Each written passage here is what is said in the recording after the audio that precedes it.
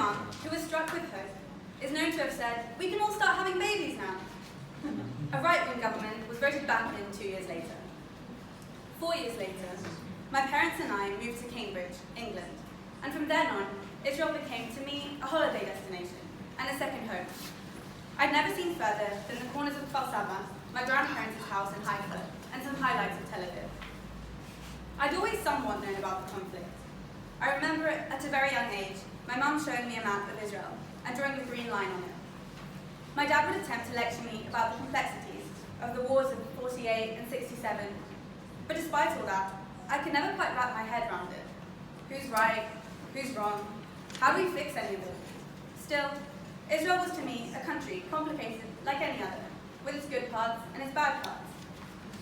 At some point, in my first year of sixth form, it's like high school in England, as though overnight, I suddenly heard these two words being thrown around: Free Palestine. What do these words mean? It seemed both ambiguous and obvious at the same time. The one thing that was made very simply clear is that Israel is bad, if that's the most complexity people had to say about the matter. All of a sudden, I turned from the girl who'd bring falafel to school on a bring food from your country events. I went to a very multicultural school. to answering where are you from, very nervously, hoping for no further questions. More than anything else though, as a lefty from Israel living in England, I felt very confused. How do I boycott a country that contains some of the people I love most, that my parents grew up in? Can the place I've had so many wonderful memories in really be as evil as everyone is making it sound? At this point, I realized that more than anything, I needed answers, and that's how I found Havel Draw and Shnat. We started Shnat off by learning about Jewish history on Shorashim, starting from the times of the temple and working our way forward. Why should I care, I thought to myself. How does it have anything to do with the state of Israel today? Which was to me the reason I was on Shnat, and I had an urgency inside to learn about it. Then, the notion of Zionism started to come up. The word didn't even need to be mentioned. We, me and a few others, were already on the defensive right from the beginning and were ready to clap back. The idea of left-wing people wanting a nation for a single people to me seemed absurd. Shouldn't we all be working towards borderless countries full of multiculturalism? Some kind of utopia I haven't figured out yet? And anyway, what about the Palestinians? Always, what about the Palestinians? And then we moved on to Chabad, and we were introduced to Anor Alved. I still didn't fully understand all of the bad things Israel had to offer. But I knew immediately, this is something good. I remember meeting the Communarim for the first time, and them telling us about their multi-faith Friday night dinner services. I was gleaming. But how can they be that, all that, and also Zionist? And what does it even mean to be Zionist in 2019? Is it different to be Zionist in Israel and in the diaspora? And also, what about the Palestinians? Over the many prolonged conversations and questions, I slowly, without realizing, developed more of a perspective of Israel, with the Gaza seminar we had 2 weeks ago being the final click in the gears turning in my head. I always felt a frustration with the way the world sees Israel, and I finally had the words for why. This is what I wrote the night we got back from that seminar, addressed to my world back home. Last night, my aunt texted me asking, "Do you have a bomb shelter? There's a chance there'll be rockets tonight." I'm not usually one to be worried about these things, but I guess it sunk in, and I spent most of the night jumping at the sound of motorbikes. They always sound like they might be the beginning of a siren, and you don't know for sure that it isn't until the motorbike sound is over. It got me thinking, and I don't know why really, about why it's so hard for me when non-Jews, and frankly even some Jews, criticize Israel. It's not that I disagree with the criticisms, rather quite the opposite. It's just that after you sit from afar, point your fingers and tut, you get to completely forget about this little place and move on with your life. I can't do that. The situation here sits heavy on my heart, always. I have people here who I love and care about, and I have had life-changing experiences here, and I love it here and I hate it here, and I've spent a year listening and observing and engaging and learning, and trying to figure out what the hell this place needs to stop being the horrible mess it is. Not only do you point your fingers from afar, but you point them up from your high horse. Those horrible, evil Israelis, you say, they don't deserve a nation, you say. First off, I think nations, at least the way they exist today, are stupid, and we should work towards a world with open borders and all that. But you know what? I think you all need to take some accountability for the situation over here. How, you might ask? Well, it goes like this. And this is where my Shorashim education comes in. While the Jews were living in their communities all over the world, the rest of you all decided that religion is stupid and that nations are all the rage. In the process of establishing the countries you now live in, many of your countries colonialized other countries and massacred native and indigenous peoples. See America and the Native Americans, see England and what they did in India. Meanwhile, the Jews continued to live in their communities as minorities and seemed to be persecuted everywhere they went, more or less. Eventually, some began to be tired of the persecution and were like, well, maybe we should have our own country like everyone else. Other Jews, on the other hand, decided the best way to avoid persecution is to blend in and live like the country's other citizens. Don't be too Jewish, be patriotic. Didn't work out too well for them. Look up the Dreyfus affair. Then the Holocaust happened, and they literally had nowhere to go. Their homes had been destroyed. And anyway, there was a general post-traumatic feeling that nowhere is safe.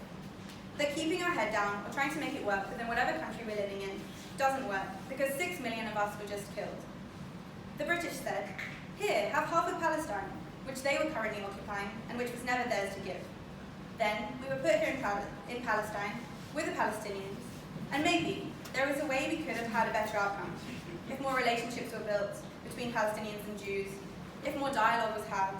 But that's not what the world taught us. The world taught us that it's a world full of wolves, and it's every pack for themselves.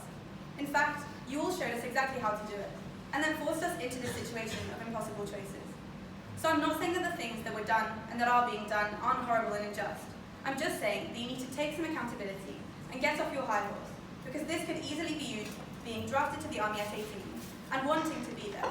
Because rockets are scary, and you believe some kind of defense is necessary, even if you hate everything about it. Because ultimately, you don't want your friends and family to die. Don't pretend you're better than that, because you don't live here, haven't grown up here, and aren't actually faced with these choices. It's also why I struggle so much when Israel is brought up in whatever context, including I was born there, and all people have to say is free Palestine. As if all it would take would be to open up the Gaza borders and everything would be okay. I hate that phrase, not because I hate Palestinians, once again quite the opposite, but because it trivializes the whole situation. It's not that simple. In fact, it's really fucking complicated. And if I haven't learned every day in the figure, the one thing I have learned is that no matter what solution we're working towards, one state, two state, take your pick, for the good of both people, we need to begin by building a foundation of trust between Israelis and Palestinians. This means building relationships, lots of them, meeting, and talking and listening. It also means convincing a generation of Israelis brainwashed by their education minister and Palestinians deeply hurt by everything done to them that this is worth doing. It isn't easy. It's going to take hard work. So much hard work. And there are people I love spending their whole life trying to do just that. And despite all their efforts, they have to live here and watch a post-traumatic nation vote for a fascist right-wing government over and over again. And instead of this mess scaring me, all I want to do is run into the fire and do what I can to help change the situation. And that's where what I wrote that night ends. All this is to say, I still want to work towards some countryless utopia, but I understand that the context of the world surrounding the Jewish people led to Israel's existence, and that maybe things could have been done differently with the Palestinians living here, but the rest of the world didn't set a great example, so I'm asking it to take some accountability.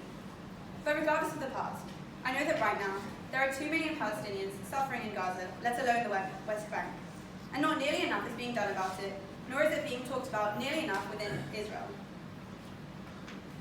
I'm not sure I still know what Zionism really is, because I'm not sure I still really know what Zionism is, because it seems to have a different meaning to everyone. But I understand that Israelis have existential fears about Israel, and that they want it to stay existing, and that the Palestinians deserve a state in the same way. I also understand that some Jews believe Israel is the Jewish people's homeland, which I can't relate to, but need to work with, because if the dual narrative tour of Jerusalem taught me anything, it's that everyone has their truth, and when we fight about whose truth is right, we get nowhere.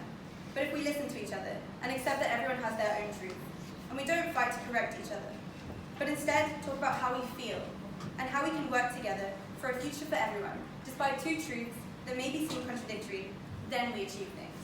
But that's harder. And I think that's the final thing I've learned. The real change takes hard work. It's not just about the initial choosing to make change. It's a struggle the whole way through. But it's worth it, and it's necessary. Although I've been doing my Messima back in the familiarity of Kfar Saba, this year we ventured from East Jerusalem to Sderot to varieties of other places in Israel, and have been surrounded by the surprising diversity of Petah Tikva. Not all my questions have been answered, but my experience of this year has taught me many things and has helped me see Israel more clearly. The racism which exists not only between the Jews to the Arabs, but also between the different groups of Jews that live here. The plague of apathy, the plights of a westernized capitalist nation, the impossible choices and questions Israelis have to face, and the uniqueness of its case. But most of all, I have discovered an incredible movement.